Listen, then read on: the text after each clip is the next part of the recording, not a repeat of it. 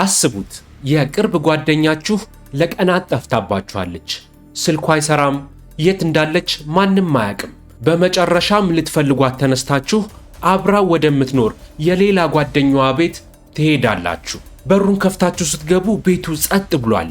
ሳሎን ውስጥ ግን አንድ ያልተለመደ የልብስና የብርድ ልብስ ክምር ይታያችኋል። ቀስ ብላችሁ ብርድ ልብሱን ስትገለብጡት የጓደኛችሁን አስክሬን ታገኛላችሁ። በጀርባዋ ላይ ቢላዋ ተሰክቶባታል። አስክሬኑ እንዳይበላሽ በበረዶ ተከቧል። ሽታ ጠረን እንዳያመጣ ደግሞ ዕጣን እየጨሰ ነው። ከራስጌዋ ከጭንቅላቷ ደግሞ አንድ መስቀልና አንድ የትንሽዬ ልጅ ፎቶ ተቀምጧል። ይህ የፊልም ታሪክ አይደለም፣ የ26 ዓመቷ ቆንጂዬዋ የዴቢ ውድ አሳዛኝ የሆነ ታሪክ እንጂ።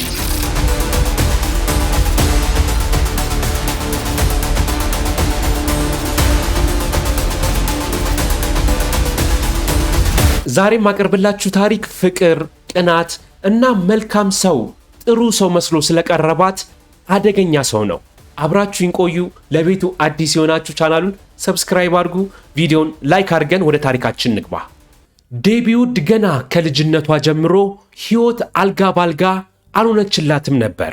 ያሳደጓት ቤተሰቦቿ ጥሩ ቢሆኑላትም በአስራዎቹ ዕድሜ ውስጥ እያለች አሳዳጊ እናቷ ጥለዋት በመሄዳቸው በውስጧ ትልቅ የሆነ የመነጠልና የብቸኝነት ስሜት አድሮባት ነበር። በኋላም ከፍቅረኛዋ ከአንቶኒ ጋር ተዋውቃ ቆንጆ ልጅ ወለደች።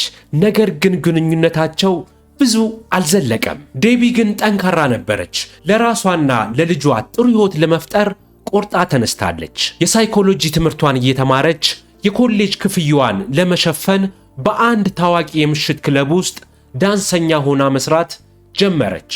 የዴቢ ፈገግታዋ፣ ደስተኛነቷ፣ የደስደሷ በክለብ ውስጥ ብዙ ሰዎችን ይስብ ነበር። ነገር ግን እሷ የምትፈልገው አንድ ነገር ብቻ ነበር፣ እውነተኛ ፍቅርና መረጋጋት። ተስፋ ሳትቆርጥ ትክክለኛውን ሰው ትፈልግ ነበር።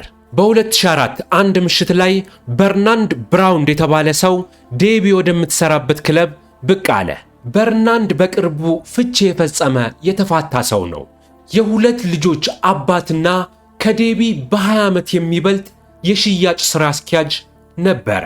ጓደኞቹ ጭንቀቱን እንዲረሳ ብለው ነበር ወደ ክለቡ ያመጡት።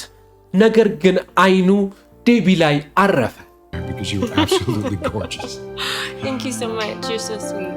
በመካከላቸው የነበረው የዕድሜ ልዩነት ለዴቢ ምንም አልመሰላትም። እምብዛም ምንም አልተጨነቀችም፣ ምንም አልመሰላትም። ምክንያቱም በርናልድ የተረጋጋ ሥራ ያለውና አባትም ስለነበረ እሷ የምትፈልገውን የሕይወት ዋስትና የሰጣት መስሏት ነበር። ፍቅራቸውም በፍጥነት አደገ።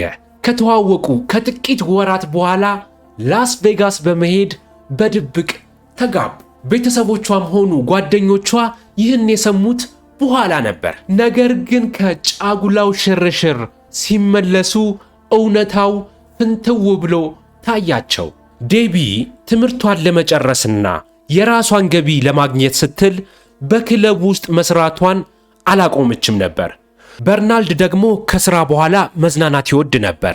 ጊዜያቸው አልተጣጣመም። ከሁሉም በላይ ደግሞ በርናልድ ከመጠን ያለፈ ቅናትና ተቆጣጣሪነት ትዳራቸውን ወደ ሲኦል ቀየረው። በተለይ ደግሞ የበርናልድ ቅናት ያነጣጠረው አንድ ሰው ላይ ነበረ፣ ጆ ድዋየር።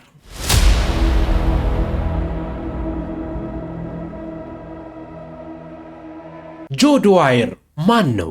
ጆ ዴቢ በምትሰራበት ክለብ ውስጥ ቋሚ ደንበኛዋ የነበረና የቅርብ ጓደኛዋ ነኝ ባይ የሆነ ሰው ነበር። ነገር ግን ጆ ለዴቢ የነበረው ስሜት ከጓደኝነት ያለፈ የዘለለ ነበር። ያው ገብቷችኋል። ከጓደኝነት የዘለለ ስል ትረዱኛላችሁ። የዘለለ ነበረ። ለዴቢ የኮሌጅ ክፍያዋን እንድትከፍል ብሎ ወደ $16,000 ሰጥቷታል። ውድ የሆኑ ስጦታዎችንም በየጊዜው ያንበሸብሻታል።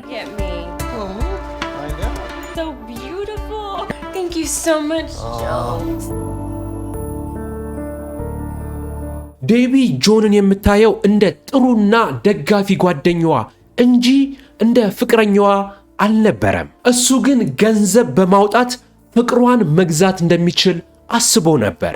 ዴቢ ከበርናልድ ጋር ስትጋባ ጆ በውስጡ ክፉኛ አዝኖም ነበር፣ ቀንቶም ነበር።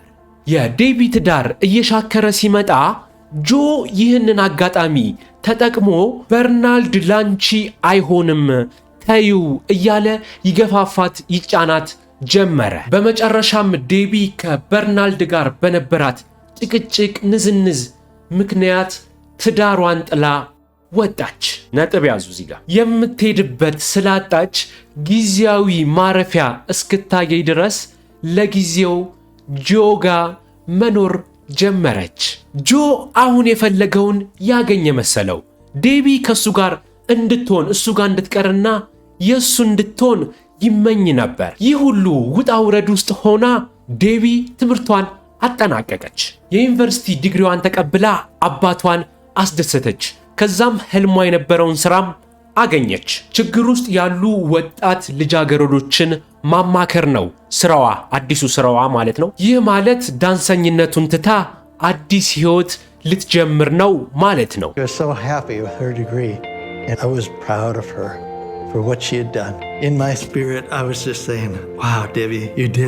ዴቢ አሁን ሁሉም ነገር ተስተካክሎላታል። ስራ አግኝታለች። የራሷን ቤት ተከራይታ ከልጇ ጋር ልትኖር ዝግጅት ላይ ነች። በዚህ መሃል ግን አንድ ትልቅ ውሳኔ ወሰነች። ለትዳሯ ሁለተኛ ዕድል ለመስጠትና ወደ ባለቤቷ በርናልድ ለመመለስ አሰበች።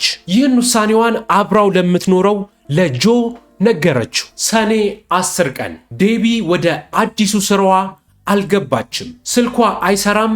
የት እንዳለች ማንም አያውቅም። ባለቤቷ በርናልድ ሲጠየቅ ከእኔ ጋር ፍሎሪዳ ልንሄድ ተቀጣጥረን አልመጣችም፣ ታውቋት የለ በድንገት ሐሳብ ትቀይራለች በማለት ግዴለሽነት በተሞላበት መንገድ መለሰ። ነገር ግን የዴቢ የቅርብ ጓደኛ የሆነችው ሉሲ ዴቢ እንደዚህ ዝም ብላ እንደማጠፋ ስለምታውቅ ለፖሊስ አሳወቀች። ፖሊሶች መጀመሪያ የጠረጠሩት ባሏ በርናልድን ነበር፣ ምክንያቱም ቀናተኛና ተቆጣጣሪ ነበርና ነው። ነገር ግን እውነታው ከዚህ ራቀ ነበር። ሉሲ ዴብን መፈለጓን አላቆመችም። ሰኔ 12 ቀን ሉሲ የዴብን መኪና ጆ ቤት ግቢ ውስጥ አየችው። ሉሲ የጆ ቤት ቁልፍ ስለነበራት ሌላ ጓደኛዋን አስከትላ በሩን ከፍታ ገባች። ዴቢ እያሉ ቢጣሩም መልስ አልነበረም። ወደ ሳሎን ሲገቡ ግን ያ መግቢያ ላይ የነገርኳችሁን ዘግናኝ የሆነ ትዕይንት ተመለከቱ። ዴቢ በብርድ ልብስ ተጠቅልላ በረዶና ዕጣን ተደርጎላት ከጎኗ የመስቀልና የልጇ ፎቶ ተቀምጦ ሞታ ተገኘች። በጀርባዋ ላይም ቢላዋ ተሰክቶ ነበር። ፖሊሶች ወዲያውኑ ደረሱ። አስክሬን ሲመረምሩ ዴብ ሕይወቷ ካለፈ ቀናቶች እንዳለፉ ፖሊሶች አረጋገጡ። ይህ ማለት ጆ ከዴቡ አስክሬን ጋር ለቀናቶች አብሮ ይኖር ነበር ማለት ነው። ፖሊሶች ጆንን በአካባቢው በመኪና ሲዞር ያዙት። ስለወደድኳት ልለያት አልፈለኩም በሚል እብደት አስክሬኗን ደብቆት ነበር። ጆ ፍርድ ቤት ቀርቦ የተናገረው ምክንያት የሁሉንም ሰው አእምሮ የሚያናጋ ነበር።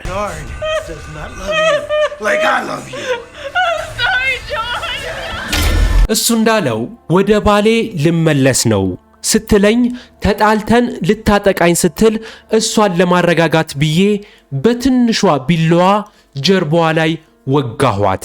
ስትወድቅ ቢላዋው ወደ ውስጥ ገባ፣ አደጋ ነበረ ብሎ ተከራከረ። አቃቢያን ሕግ ግን እውነታውን አወጡ። ጆ ለዴቢ የነበረው መጥፎ አባዜና ከእኔ ውጪ ለማንም አትሆኝም የሚለው ቅናት እንጂ ምንም አይነት ራስን መከላከል አልነበረም። ሆኖም ግን ጆንን ጥፋተኛ ያሉት በድንገተኛ ንዴት በተፈጸመ ግድያ ነበር። የተፈረደበትም 12 ዓመት እስራት ብቻ ነበረ። በጣም የሚያሳዝነው ዴቢ የልፋቷን ፍሬ ልትበላ ስትል ከልጇ ጋር የተረጋጋ ሕይወት ልትጀምር ጫፍ ደርሳ ሳለ ጓደኛዬ ነው ብላ ባመነችው ሰው ሕይወቷ ተቀጠፈ። ይህ ታሪክ ምን አስተማራችሁ? ሐሳብ አስተያየታችሁን በኮሜንት መስጫው ላይ ጻፉልኝ፣ እንወያያለን። በሚቀጥለው በእውነተኛ ወንጀል እስከምንገናኝ ለዛሬ እዚህ ላይ ይበቃናል። ሰላማችሁ ይብዛ ባይ